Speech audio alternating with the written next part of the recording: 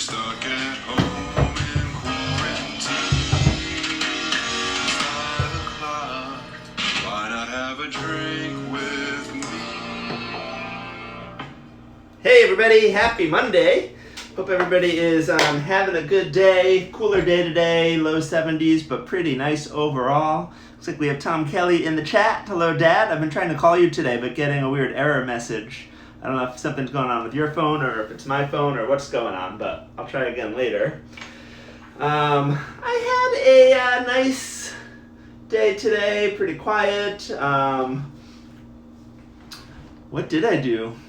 I did a bike ride. I went to Lowe's, which is super annoying. I've been working since March. I'm trying to get my car fixed. And so I stopped by the mechanic. I'm going to drop it off tomorrow. So that's a thing that's been ongoing for literally months. And to be fair, the pandemic got in the way. We had some momentum going when suddenly we had to stay at home constantly. But I'm currently driving around in a car which has failed inspection and has a big rejection sticker in the corner. But I'm pretty sure that they have extended the timeline for fixing all of that, and I don't think I'm going to have any trouble, but we'll see. Anyway, also went to the grocery store this afternoon. I at first was worried because I pulled up and there's like a huge line outside. I'm like, oh man, I thought we were over this. I thought, there weren't lines anymore for the grocery store. And I was trying to think about my afternoon. Do I have time to wait in this line? What am I going to do? I think I'm going to just turn around and I'll come back tomorrow, I guess, and hope that it's better. But then as I got closer, I realized it was actually not for the grocery store. It was for Home Goods and Marshalls, which was right next to the Wegmans that I go to. And the line was there. So I guess they're open now. They've been closed. But they're open as a retail store. And I know retail stores have maximum capacities based on square footage, I think, and so they were metering that at the door outside there. So that worked out fine. Grocery store was quick as it's been the last few times, so I think that I am ready to officially proclaim that back to normal. And yeah, otherwise, work-wise, school is over as of last Friday.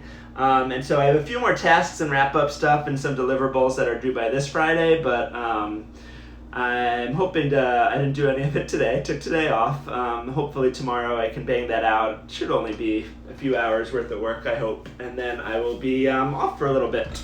So that is good. Now, I am really excited to be now in the top five of Ryan Kelly's top 10 cocktails, and have a special presentation that I'm going to be trying this evening. But my number 5, Ryan Kelly's number 5 cocktail is the Negroni, the classic, the incredibly well-balanced combination of, floral gin, the sweet vermouth, and the botanicals, and slight bitterness that comes there, and then the bitter Campari that really comes through. Just continues to be one of my favorite cocktails of all time. Now, as I've been talking about lately, my Campari stocks have been stressing me out lately. So I went online today and put it in an order that just got delivered maybe a half hour ago, and got a new bottle of Campari, as well as some other things. I did get a new bottle of Beefeater gin also, and you'll notice this is the big one. This is the 1.75 liters, and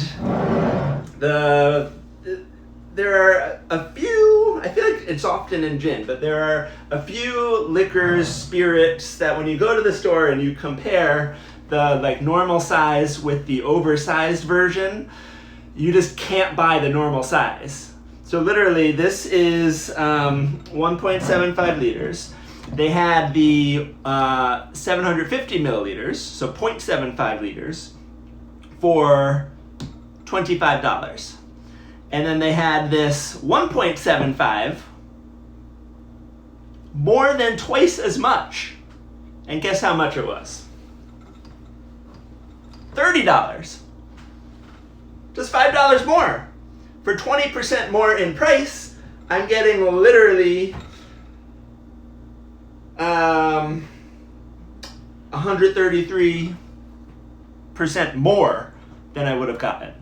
233% of the original volume. So again, you just can't buy the small bottle. I'm like, do I want this big bottle? No. Do I want this to take up all the space in my shelf? No. Do I wish that I had kept my smaller empty bottle so I can keep this hidden away and just fill up the smaller bottle? Yes. But alas, I did not, and but here we have a lot of gin, and so we better get drinking to it. I also picked up, I've been making my Negronis lately with my homemade sweet vermouth, which, mental math, oh, Allison in the chat, there you go. Hey, Allison, good to see you. I've been making my Negronis and other cocktails with sweet vermouth with my homemade sweet vermouth, but I picked up a bottle of Carpano Antica formula, which is one of the better sweet vermouths that you get on the market, and every once in a while you can find it in this smaller bottle. My issue is I just don't drink it fast enough to justify the price of the big bottle for this sweet vermouth, which is the big one is probably like $35 or something. This was, I think, 15, but it's let's crack it open. It's a really good sweet vermouth. We'll drink it, straight on some ice, but it's just really good in the cocktails. It's considered one of the best ones on the market, at least that are commercially and popularly available. It's pretty dark, it's pretty rich. A lot of like caramel actually comes from this, and so smooth though, really sweet. Just like a hint of like a rooty, earthy bitterness underneath it, and it's very good. I will say that one of the great things about the Negroni is that it's so simple, it's like hard to mess up, right? Equal parts, all the same. You don't have to worry about the ratios. Gin, got a bottle of gin, it's gonna be good. Campari, standard, always the same, right? So you go into any random bar, at somebody's random house, whatever, if they have these two ingredients, you know, you don't have to worry about the quality. The one place that the Negroni can possibly break down is in the sweet vermouth. Why? Well, sweet vermouth is fortified wine, like any wine. It oxidizes, the flavors change, it can turn a little vinegary, and so there's a real shelf life. So a lot of people just leave their vermouths out with the rest of their liquors. You shouldn't do that. You should put it in the refrigerator. And a lot of people think that it'll just last forever. It won't. If you keep it in the fridge, if you keep the cap on, better yet, I actually don't have one of these, but I'm thinking about getting one of those little like pump vacuum tops just to try to really control the oxygen content that's in there.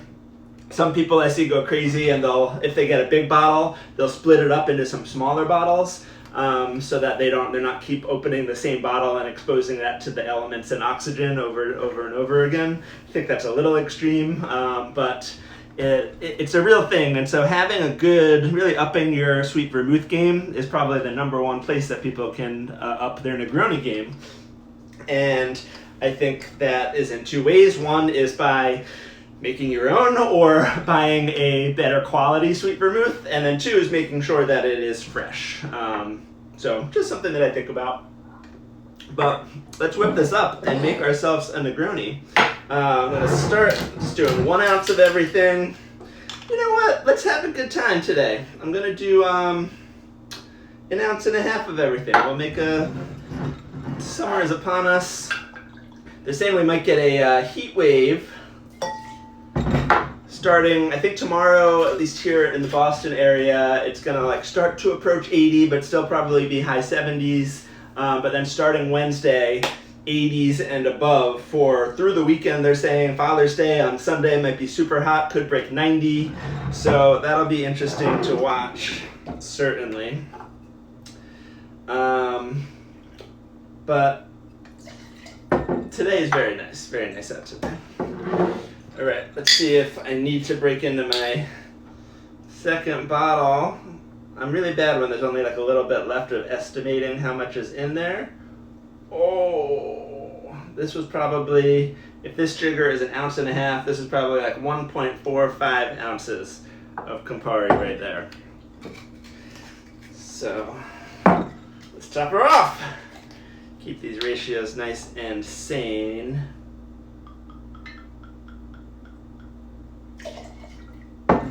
Perfect. All right, so we have our Negroni ingredients. Of course, this is an all spirits cocktail, no citrus, no egg white, nothing that we need to emulsify by shaking. And so we're going to try to preserve that beautiful clarity of all of the ingredients by stirring.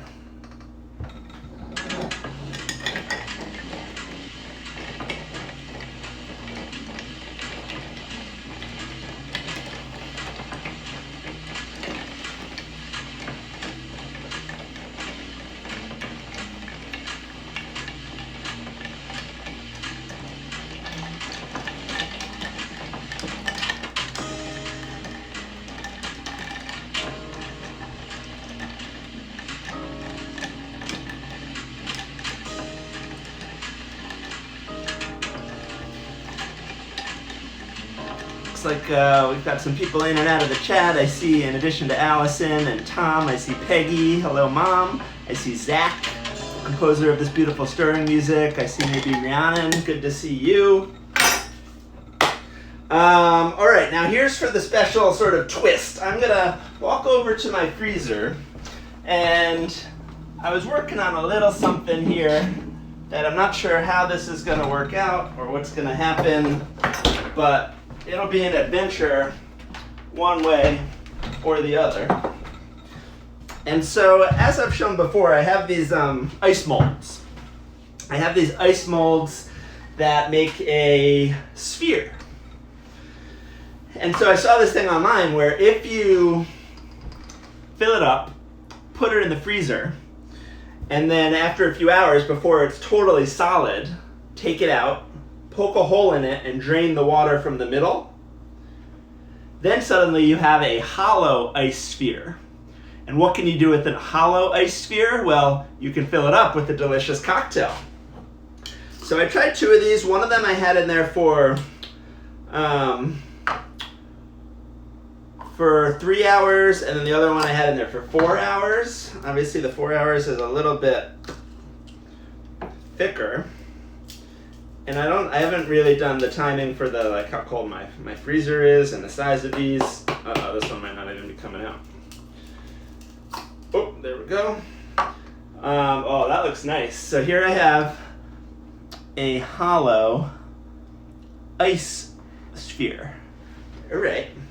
So what am I going to do with this? Well, let's try to fill it up with my Negroni. Let's see how this works out. I've got a few options here. I've got this tiny funnel. Let me see if that'll fit. Yeah, it might be okay.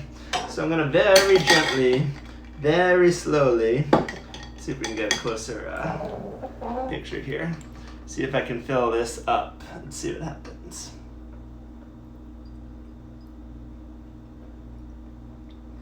And I also don't know, like, is my ice just like gonna melt? All right, I'm getting some spillage. I don't know, there's some like water tension things going on. Like it's not going into the, I don't know, making a mess. Wait, how do I get it to go in? I think I need to break the surface tension maybe. So let's grab, got a skewer here. Oh yeah. Okay, let's see if that helps.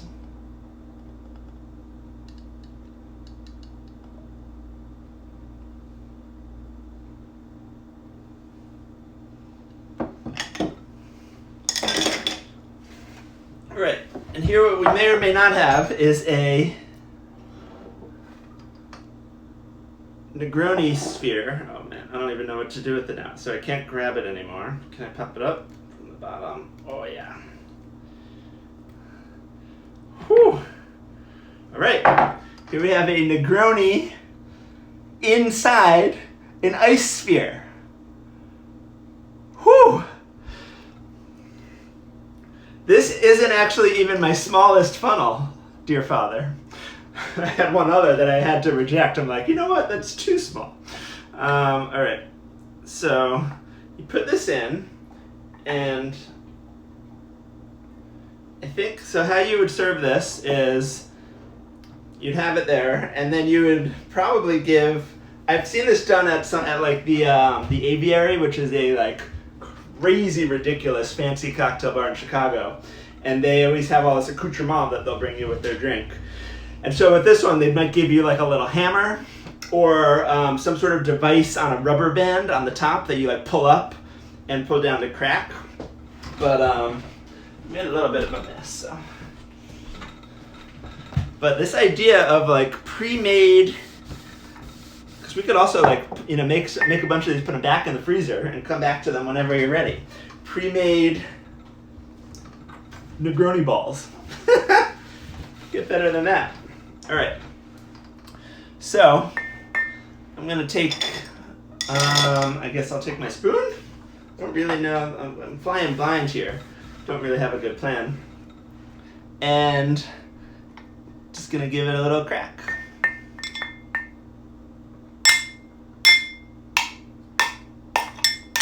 Whoo, there we go. So fun. All right, and so here we have our Negroni.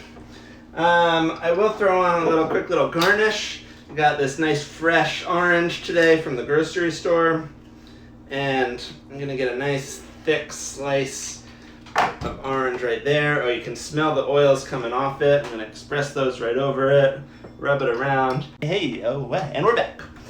And okay, so I got a battery warning that overtook my screen. All right, and here we have Ryan Kelly's number 5 cocktail of all time, the Negroni. Cheers.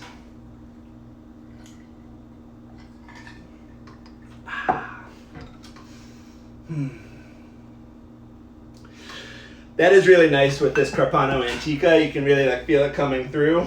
I'm more and more convinced that the sweet vermouth is really the key to a good Negroni. Again, like everybody's Campari is going to be exactly the same. You can play around with the gins a little bit, but having a really good sweet vermouth that you want to drink on its own and that it'll bring something really interesting, I think is key. So this is very nice.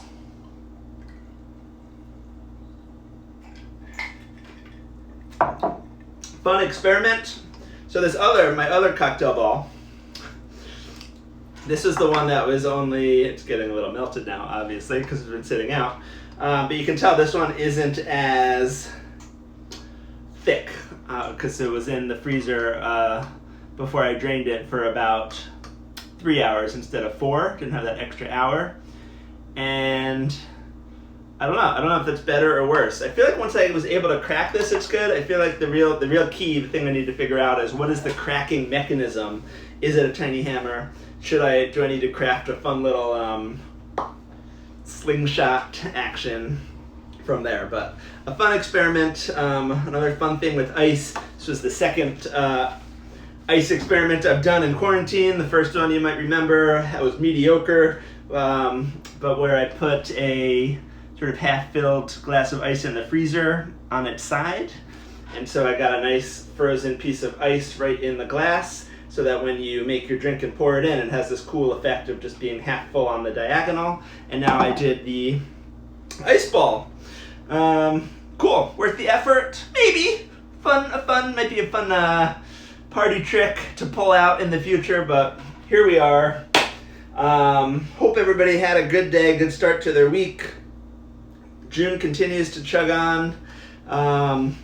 Really great news from the Supreme Court today with a 6-3 decision saying that the 1964 Civil Rights Act also covers discrimination based on gender identity and sexual orientation. So really great to not only see them make that positive ruling, but also that it was 6-3, including Trump-nominated Supreme Court Justice Neil Gorsuch writing the opinion. So I think just a real win for civil rights today, which is some good news that we saw. All right, that's all I've got. Hope everybody has a fantastic evening. Why not have a drink with me? Thanks for having a drink with me. Have a great night. Goodbye.